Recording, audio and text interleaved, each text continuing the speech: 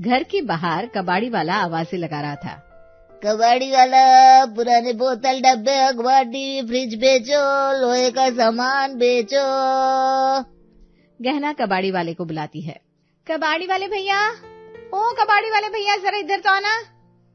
जी बहन जी। भैया ये कुछ पुराने डब्बे हैं, इनके कितने पैसे दोगे? बहन जी इन डिब्बों के 50 रुपए मिलेंगे। गहना कबाड़ी वाले को घर के कुछ पुराने डब्बे लाकर देती है जो कई दिनों से इस्तेमाल नहीं हो रहे थे। सिर्फ 50 रुपए? बहन जी देखो प्लास्टिक के डब्बों के इतने पैसे बनते हैं। ठीक है, आप ये सारे डब्बे ले जाओ। कबाड़ी वाला डब्बों को उठाने वाला था कि तभी रमा वहां आ जाती है। रुक जाओ भैया, ये डब्बे कहीं नहीं जाएंगे। क्या मामा जी, ये सब पुराने डब्बे किसी काम के नहीं है। किचन में कबाड़ जमा करके रखने से क्या फायदा। मैं आज किचन साफ कर रही थी तो सोचा इन्हें निकाल दूं, थोड़ी जगह बन जाएगी ना। बहू ये डब्बे कबाड़ में मत बेच, ये डब्बे बड़े काम के हैं, हमें कभी ना कभी इनकी जरूरत पड़ जाएगी। रमा घर में काम कर रही नीशू से कहती है। नीशू इन डब्बों को धोकर रख देना, ये हमारे बड़े काम आएंगे।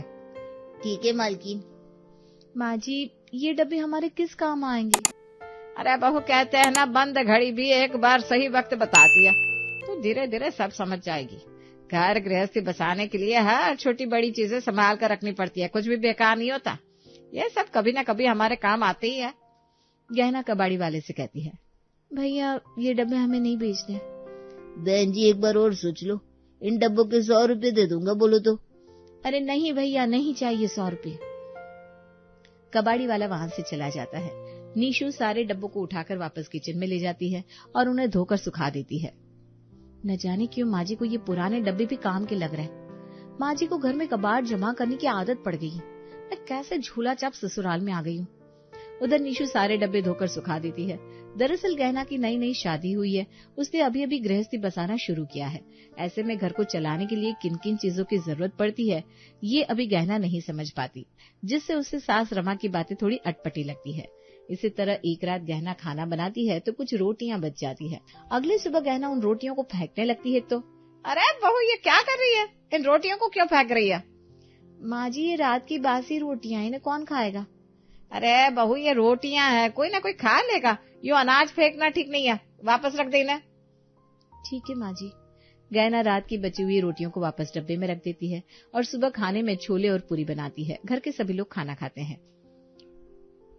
तो आज तो खाने में मजा आ गया, छोले बहुत लाजवाब बने। पिताजी और पूरियां लाओ। अरे नहीं बहू, बस आज बहुत खा लिया, मेरा पेट भर गया।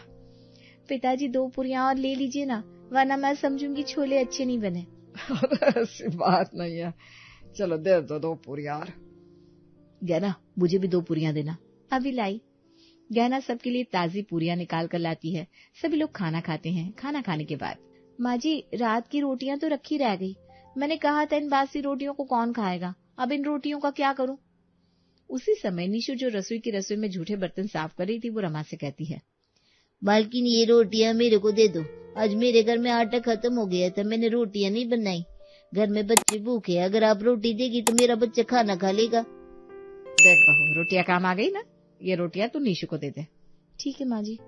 गहना नीशू को रोटियां देने के लिए डब्बा ढूंढने लगती है। क्या ढूंढ रही है बहू? माँ जी नीशू को रोटियां किसमें दूं? अरे जो डब्बे तू कबाड़ में बेच रही थी ना, उसमें से किसी डिब्बे में इसे रोटियां दे दे। गहना उसमें से एक डब्बा निकालती है और उसमें रात की बची हुई रोटियां रख कर नीशू को देती है। देख लिया ना, कबाड़ में जाने वाले डब्बे भी काम आ गए और रात की बची हुई रोटियां भी काम आ गई। जी माँ जी। इसी तरह रमा की आदत है हर छोटी मोटी चीजों को जोड़ जोड़ कर और इकट्ठा करके रखने की होती है, जो गहना को अच्छी नहीं लगती। रसोई के एक कोने में एक बड़ी सी पॉलीथीन बैग रखी थी। एक दिन गहना की नजर उन पॉलीथीन बैग्स पर जाती है। ये क्या है? गहना उस पॉलीथीन बैग को खोलकर देखती है तो उसमें कई सारे छोटे छोटे पॉलीथीन बैग्स रखे थे। इतने सारे पॉलीथीन बैग्स, माँ जी ने इन्हें क्यों रखा हुआ है? गहना उन्हें रसोई में रखी डस्टबिन में डाल देती है। तभी रमा वहां आ जाती है और पॉलीथीन बैग को ढूंढने लगती है। रमा के हाथ में कुछ छोटी मोटी चीजें होती है, पर रमा को पॉलीथीन बैग नहीं मिलती। कहना बहू, यहाँ मैंने पॉलीथीन बैग रखे थे, कहाँ गए? वो तो फेंक दिए मैंने माँ जी। कहाँ फेंक दिया? वो मैंने संभाल कर रखा था। वो मैंने डस्टबिन में फेंक दिया। रमा डस्टबिन में से प्लास्टिक बैग को बाहर निकालती है और वापस उसी जगह पर रख देती है। आज के बाद इन बैग्स को फेंकना मत, ये बड़ी काम की चीज है।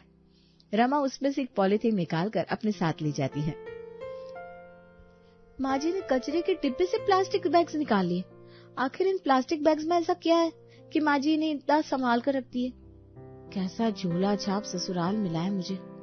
एक दिन गहना अपने कुछ कपड़े निकालकर उन्हें एक बैग में रखती है और अपने पति वरुण को देती है। इन कपड़ों को सड़क के किनारे रख देना, अगर किसी को जरूरत होगी तो वो ले लेगा। गहना बहू, ये कैसे कपड़े हैं? माँ जी ये कुछ पुराने कपड़े हैं, अब मेरे काम के नहीं है। अरे अभी तो तेरी शादी को 1 साल भी नहीं हुआ, ये पुराने कपड़े कैसे हो गए? माँ जी ये कपड़े मैंने लिए थे शादी के वक्त, लेकिन अब ये पुराने लगते हैं। रमा बैग में से कपड़ों को निकाल कर देखती है। ये तो देखने में ठीक लग रहा है, इन्हें रहने दे, घर के काम में आ जाएंगे। माँ जी ये मेरी फिटिंग के कपड़े हैं, घर में से मेरे अलावा कौन पहनेगा, भला ये किस काम आएंगे। अरे तू नहीं समझेगी बहू, ये सभी कॉटन के सूट है, ये कपड़े घर की जरूरत में कभी न कभी काम आ जाते हैं, तो इन कपड़ों को संभाल कर अपने पास रख ले। गहना उन कपड़ों को वापस अपनी अलमारी में रख देती है। पता नहीं माँ जी इन बेकार कपड़ों का क्या करेंगी, इन्हें तो हर गैर जरूरी चीजें जरूरत की लगती है। कुछ दिन यूं ही गुजर जाते हैं। एक दिन गहना के माता पिता उसके ससुराल आते हैं। आइए आइए बहन जी, शादी के बाद आप लोग पहली बार हमारे घर आए हैं, आराम से बैठिए। गहना अपने माता पिता के लिए पानी लेकर आती है। गहना बहू, अपने मम्मी पापा के लिए रात के खाने का इंतजाम कर लिया है ना? अरे नहीं नहीं बहन जी, हम लोग खाना नहीं खाएंगे, हम तो बस आप लोगों को मिठाई देने आए थे। राहुल की सरकारी जॉब लग गई है। अरे वाह, ये तो बहुत खुशी की बात है। इस मौके पर तो आप लोगों का खाना यही होगा। खाना तो आप लोगों को खाकर जाना ही पड़ेगा बहन जी। गहना बहू, तू खाने का इंतजाम कर। जी माँ जी। गहना रसोई में जाकर सबके लिए खाना बनाती है। रात में सभी लोग खाना खाते हैं। खाना खाने के बाद, अच्छा भाई साहब, अच्छा बहन जी, हम लोग चलते हैं। अरे ऐसे कैसे चले जाएंगे? राहुल घर पर अकेला होगा, उससे खाना भी नहीं खाया होगा, उसके लिए खाना लेकर जाइए। मैं अभी राहुल के लिए खाना पैक करवाती हूँ। रमा रसोई में जाती है और गहना से कहती है कि वो राहुल के लिए खाना पैक कर दे। लेकिन माँ जी घर में एक ही लंच बॉक्स है जिसमें वरुण लंच लेकर ऑफिस जाते हैं, हमारे पास कोई एक्स्ट्रा लंच बॉक्स नहीं है, खाना किस में पैक करूँ? अरे उन डब्बों को निकाल जिन्हें तू कबाड़ समझकर कबाड़ी वाले को बेच रही थी। देख, वो डब्बे धुलने के बाद बिल्कुल नए जैसे दिख रहे हैं, उसमें राहुल के लिए खाना पैक कर दे। गहना उन डब्बों को निकालती है और उसमें अपने भाई राहुल के लिए खाना पैक करके सारिका को देती है। गहना के माता पिता चले जाते हैं। आज वही डब्बे काम आए ना जिन्हें तू बेकार समझ रही थी? जी माँ जी। एक दिन रसोई में लगा आरओ और चिमनी अचानक खराब हो जाता है। वरुण जब आरओ से पानी लेने जाता है तो उसमें पानी नहीं आता। इसमें पानी नहीं आ रहा है, ऐसा लग रहा है आरओ खराब हो गया है।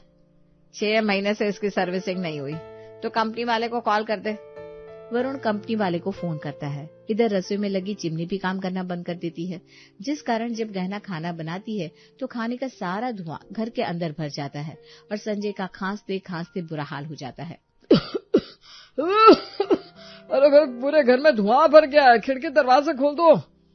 बहू, तूने चिमनी ऑन नहीं की क्या? माँ जी मैंने चिमनी ऑन की थी, लेकिन चिमनी काम नहीं कर रही है, लगता है खराब हो गई है, इसे भी ठीक कराना पड़ेगा। वरुण चिमनी वाले को भी फोन करता है।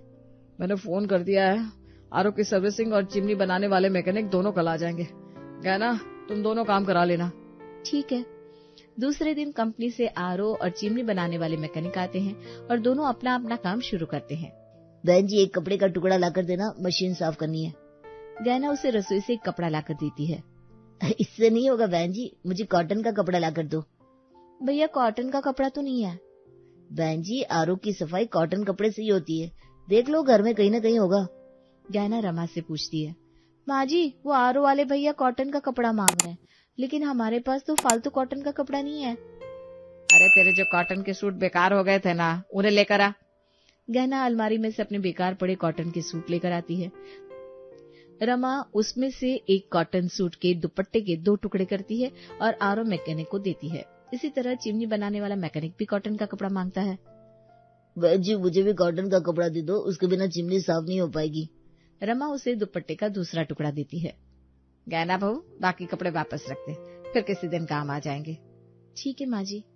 गहना बाकी कपड़े अलमारी में रखकर वापस रसोई में आती है तो देखती है आरओ साफ करने के बाद ढेर सारा कचरा निकला है, जो कि पानी से पूरी तरह गीला हो चुका था। माँ जी, इन गीले कचरों को कहाँ फेंकूं? डस्टबिन में सूखे कचरों के साथ इन्हें मत डालना, नहीं तो कचरे से बदबू आएगी। इन्हें पहले अलग से पन्नी में डाल दे। रमा अपना वही पुराना पॉलीथीन का बैग निकालती है जिसे गहना फेंकने जा रही थी। रमा उस बैग से एक पॉलीथीन निकाल कर गहना को देती है। सारे गीले कचरे इस पन्नी में डाल दे और उसके बाद इसे डस्टबिन में डालना। ठीक है माँ जी। गहना ऐसा ही करती है और इस तरह डस्टबिन में रखा सूखा कचरा गीला नहीं होता। धीरे धीरे वक्त गुजरता है और गहना माँ बन जाती है। वो एक प्यारे से बेटे को जन्म देती है। बेटे के जन्म की खुशी में रमा घर में पार्टी रखती है। मालकिन आप तो दादी बन गई। ऐसे मौके पर मुझे नया कपड़ा दिला दो। मैं कभी आपसे कुछ नहीं मांगती। पहली बार कुछ मांगा है, मना मत करना। गहना धीरे से रमा से कहती है। माँ जी, हमने निशु के लिए तो कुछ खरीदा ही नहीं है। तेरे वो सूट किस दिन काम आएंगे जो तू बेकार समझकर फेंकने जा रही थी? वो सब तेरी शादी के बाद के सूट है। निशु को उनमें से 2 सूट दे दे। गहना अपना वही सूट निकालती है और निशु के सामने रख देती है। निशु, इनमें से तुझे जो पसंद हो ले ले। निशु उनमें से अपने लिए 2 सूट पसंद करती है। माँ जी, ये लाल वाला और ये पीला वाला सूट दोनों ही बहुत सुंदर है। मुझ पर बहुत अच्छे लगेंगे, ले लो क्या? अरे ले ले, इसमें पूछने की क्या बात है, तेरे लिए ही तो रखा है। रमा 2 सूट लेकर बहुत खुश होती है और इसी खुशी में वो कहती है कि वो बच्चे को रोज तेल मालिश करेगी। धन्यवाद मालकिन, आपका दिल बहुत बड़ा है। आज से मैं मुन्ने को रोज तेल लगाकर उसकी मालिश करेगी। मुन्ने की हड्डियां मजबूत होगी। रमा अपने पोते के लिए ढेर सारे कपड़े और खिलौने लाती है। रोहन उन खिलौने से खेलता है। धीरे धीरे वक्त बीतता जाता है। गहना का बेटा रोहन 1 साल का हो जाता है। रोहन की पहली जन्मदिन पार्टी खूब धूमधाम से मनाई जाती है। पार्टी खत्म होने के बाद, गहना बहू, अब रोहन के पुराने कपड़े और खिलौने संभाल कर रख दे, ये सब काम आएंगे। माँ जी, रोहन के कपड़े और खिलौने से भला कौन खेलेगा? अरे तू नहीं समझेगी, इन्हें संभाल कर रख दे। ये जिस दिन काम आएंगे उस दिन तुझे समझ में आएगा। गहना रोहन के कपड़े और खिलौने संभाल कर अलमारी में रख देती है। अब रोहन के छोटे छोटे कपड़े किस काम आएंगे? माँ जी ना बस हर बेकार चीज को काम की समझती है। लेकिन एक दिन रमा रोहन की कुछ खिलौने और कपड़े लेकर शहर में अनाथालय के गरीब बच्चों को दे आती है और कुछ कपड़े खिलौने बचाकर रख लेती है। एक दिन, गहना बहू, आज खाने में मिस्सी रोटी बना ले और साथ में पनीर की सब्जी बना लेना। आज तेरे पिताजी के दोस्त खाने पर आ रहे हैं, उन्हें मिस्सी रोटी और पनीर की सब्जी बहुत पसंद है। ठीक है माँ जी। गहना रसोई में जाती है और रोटी बनाने के लिए डब्बे में से मिस्सी आटा निकालती है, लेकिन वो देखती है मिस्सी आटा खराब हो चुका है। माँ जी, मिस्सी आटा तो खराब हो गया है, काफी पुराना हो गया था ना। कोई बात नहीं बहू, तो गेहूं के आटे का पराठा बना ले और मिस्सी आटे को एक पन्नी में रख देना, काम आ जाएगा। माँ जी, खराब आटा किस काम आएगा? अरे कुत्ते या गाय या किसी जानवर को दे देंगे। हम नहीं खा सकते तो क्या हुआ, किसी का तो पेट भर जाएगा। रमा खराब हुआ मिस्सी आटा निशु को देती है। निशु, ये ले, आटा बाहर किसी जानवर को डाल देना। ठीक है मालकिन। एक दिन निशु रमा से कहती है, मालकिन, मैं 3 दिन की छुट्टी पर जाऊंगी। 3 दिन की छुट्टी? क्या बात है रमा, सब ठीक तो है ना? माँ जी, मेरी बहन को बेटा हुआ है, उसकी ससुराल में पार्टी है तो वही जाऊंगी। अच्छा अच्छा, ठीक है, जा अच्छे से पार्टी करके आना। मालकिन, अगर कुछ मदद मिल जाती तो। आप तो जानती है हमारे पास इतने पैसे नहीं कि घर में किसी के लिए कोई उपहार खरीद सके। लेकिन पहली बार बहन के ससुराल जा रही है, वो भी खुशी के मौके पर। हाँ, तू रुक जा। गहना बहू, रोहन के बचपन के कपड़े और खिलौने जो बचे हुए हैं ना, वो सब लेकर आ। गहना सब लेकर आती है। रमा उन कपड़ों और खिलौनों के साथ कुछ रुपए निशु को देती है। ये ले निशु, ये कपड़े, खिलौने और ये कुछ पैसे हैं, बच्चे को दे देना और कुछ मिठाइयाँ खरीद कर ले जाना। सारा सामान पाकर निशु बहुत खुश होती है और रमा को बहुत दुआएं देती है। मालकिन, आपको बहुत बहुत धन्यवाद। भगवान करे आपका परिवार दिन रात फले फूले। निशु को इतना खुश देखकर और उसकी दुआएं पाकर गहना को भी बहुत खुशी मिलती है। धीरे धीरे गहना बेकार हुई चीजों का महत्व समझने लगती है। माँ जी ठीक कहती हैं, कोई भी चीज बेकार नहीं होती, कभी न कभी किसी न किसी के काम आ ही जाती है। रमा की संजोई हुई हर बेकार चीज कभी न कभी काम आ जाती। रमा से सीखकर अब गहना भी चीजों को संभाल कर रखने लगती है। वक्त के साथ गहना अब गृहस्थी का पाठ पढ़ चुकी थी। उसका बेटा रोहन अब बड़ा हो चुका था और गहना बूढ़ी। गहना रोहन की शादी पावनी से कर देती है। शादी के बाद गहना की बहू पावनी घर आती है और रमा की तरह गहना भी अपनी बहू को हर छोटी बड़ी चीज का महत्व बताती है। पावनी को ऑनलाइन शॉपिंग करने का बहुत शौक होता है। वो अपने लिए कुछ सामान ऑर्डर करती है। मैडम जी, आपका ऑर्डर आया है। हाँ जी भैया, मैं आपको ऑनलाइन पेमेंट कर देती हूँ। पावनी पेमेंट करके अपना ऑर्डर लेती है। उसका ऑर्डर एक शैडो बॉक्स के अंदर होता है। पावनी अपना सामान निकालकर उस शैडो बॉक्स को डस्टबिन में फेंकने जा रही थी। अरे पावनी बहू, ये तू क्या करने जा रही है? माँ जी, ये बॉक्स बेकार है, फेंक देती हूँ। घर में कचरा जमा करने से गंदगी फैलेगी ना। अरे बहू, उसे फेंक मत, उसे संभाल कर रख दे, काम आ जाएगा। माँ जी, ये वेस्ट है, ये हमारे किस काम आएगा? अरे बहू, तू नहीं समझेगी, कोई भी चीज वेस्ट नहीं होती, कभी न कभी काम आ ही जाती है। पावनी मन ही मन सोचती है कि माँ जी को बेकार चीजों में भी काम की चीज दिख रही है, भला ये बॉक्स किस काम का। लेकिन गहना की बात मानकर वो शैडो बॉक्स को संभाल कर रख देती है। इसी तरह कुछ और शैडो बॉक्स इकट्ठा हो जाते हैं, जिसे गहना सजा सवार कर घर की सजावट का सामान बना देती है और ड्राइंग रूम में सजा देती है। यह सजावट तो बहुत सुंदर लग रही है। माँ जी, आपने ये शोपीस कैसे बनाया? ये शोपीस मैंने उसी शैडो बॉक्स से बनाया है जो तू बेकार समझकर फेंकने जा रही थी। अच्छा, मैंने तो सोचा भी नहीं था कि ये शैडो बॉक्स इतने काम आएंगे। वाकई इससे ना घर की खूबसूरती और बढ़ गई है। पावनी, माँ की नजर में कोई चीज बेकार नहीं है, हर चीज काम की होती है। इसी तरह जब पावनी सब्जी और फलों के छिलकों को डस्टबिन में फेंकने लगती है तो गहना उसे रोक देती है। पावनी बहू, इसे डस्टबिन में मत फेंक, ये किसी के काम आ जाएंगे। पावनी मन ही मन सोचती है कि माँ जी को ये बेकार छिलके भी काम के लग रहे हैं, भला इन छिलकों को कौन खाएगा। माँ जी, ये सब्जी और फलों के छिलके हैं, इन्हें हम कैसे खाएंगे? अरे हम नहीं खाएंगे तो जानवर खा लेंगे। बाहर सड़क पर गाय और कुत्ते कचरे से खाना ढूंढते हैं। कई जानवर सारा दिन भूखे इधर उधर भटकते रहते हैं। ये फलों और सब्जी के छिलके उन जानवरों के काम आएंगे। गहना सब्जी और फलों के छिलकों को बाहर ले जाती है और जानवरों को खिला देती है। इसी तरह गहना दवाइयों और हॉर्लिक्स के डब्बों को फेंकने नहीं देती। माँ जी, ये डब्बा भला अब किस काम का? गहना मन ही मन सोचती है, तू नहीं समझेगी बहू, पहले मैं भी ऐसा ही समझती थी कि ये बेकार चीजें किस काम की है, लेकिन गृहस्थी बसाने में हर छोटी से छोटी और बेकार से बेकार चीज भी काम आ जाती है। वो पावनी से कहती है, बहू, ये डिब्बे राशन या मसाले रखने के काम आएंगे, या किसी को कुछ देना हो तो भी काम आ जाएंगे। कुछ दिन के बाद रोहन को ऑफिस के काम से कुछ दिन के लिए शहर के बाहर जाना पड़ता है। माँ, मुझे कुछ दिनों के लिए बाहर जाना पड़ेगा। रोहन बेटा, घर से बाहर तुझे होटल का खाना पड़ेगा, लेकिन मैं घर से कुछ ऐसा बना कर दूंगी जिसे खाकर तुझे घर की कमी महसूस नहीं होगी।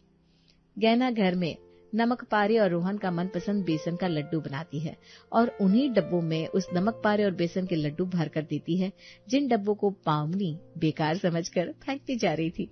पावनी मन ही मन सोचती है, माँ जी के लिए कोई भी चीज यूजलेस नहीं है, हर बेकार चीज बड़े काम की है।